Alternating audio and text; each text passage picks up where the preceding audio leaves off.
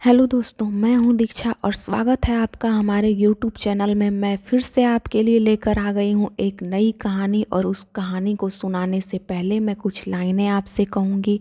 दोस्तों, दुनिया में सबसे कीमती गहना हमारा परिश्रम है और ज़िंदगी में सबसे अच्छा साथी हमारा आत्मविश्वास है। तो चलिए दोस्तों, मैं आपको वो कहानी सुनाऊँगी। उम्मीद है आपको वो अच्छी लगेगी। उस कहानी का नाम है परिश्रम का सफ़ेद हंस। दोस्तों, एक किसान था। वह बहुत धनी था। उसके पास खेत खलिहान, गाय भैंस इत्यादि की कोई कमी नहीं थी। बस उसमें यही कमी थी कि वह बहुत आलसी था।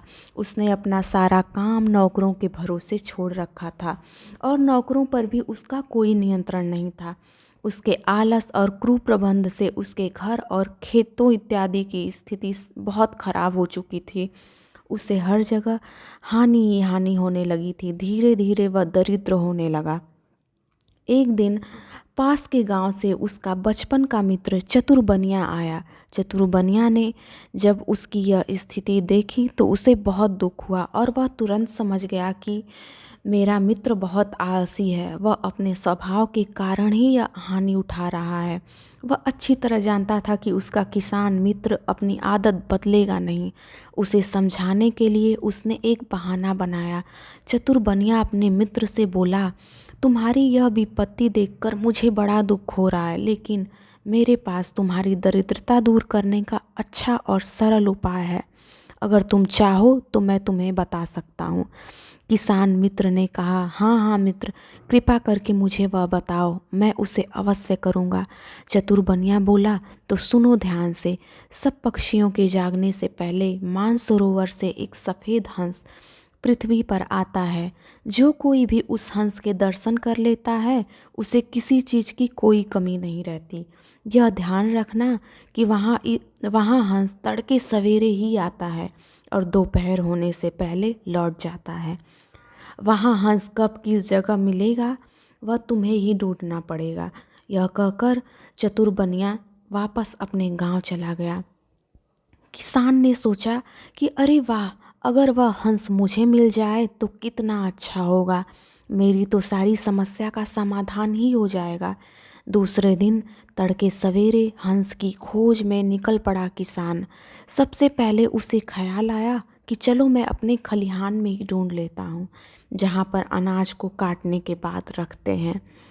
जब वह खलिहान में पहुंचा तो उसने देखा कि वहां काम करने वाले दोनों मजदूर अनाज के बड़े बड़े गट्ठर उठाकर अपने घर ले जा रहे हैं।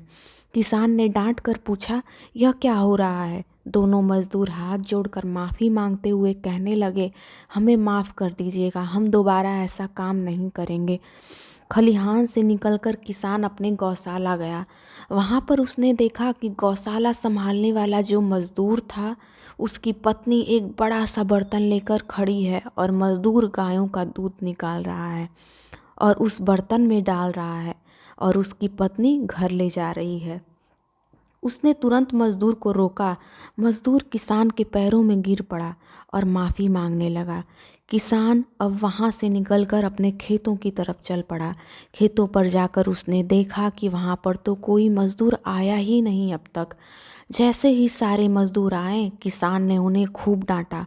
अब से किसान हर रोज़ सवेरे सवेरे उठता और सफ़ेद हंस की खोज में खेत खलिहान गौशाला इत्यादि इत्यादि के चक्कर लगाकर लौट आता। सारे मजदूर बहुत ईमानदारी से काम करने लगे। धीरे धीरे उसने यहाँ होने वाली चोरी बंद हो गई और फिर से हर जगह उन्हें लाभ ही लाभ होने लगा। और सोने पर सुहागा यह हो गया कि सवेरे सवेरे घूमने से उसका स्वास्थ्य भी एकदम अच्छा हो गया। एक दिन चतुर बनिया मित्र लौट आया। उसने देखा कि किसान की चेहरे की रौनक अब लौट आई है। किसान बोला, हे मित्र, तुम्हारा सफ़ेद हंस तो मुझे आज तक नहीं मिला, लेकिन उसकी खोज में मुझे हर जगह लाभ ही लाभ हो रहा है। चतुर बनिया हंस पड़ा और बोला, अरे मित्र, यही तो परिश्रम का सफ़ेद हंस है। तो दोस्तों, आपको अगर ये कहानी अच्छी लगी हो तो प्लीज़ कमेंट करके ज़रूर बताएं। Thank you so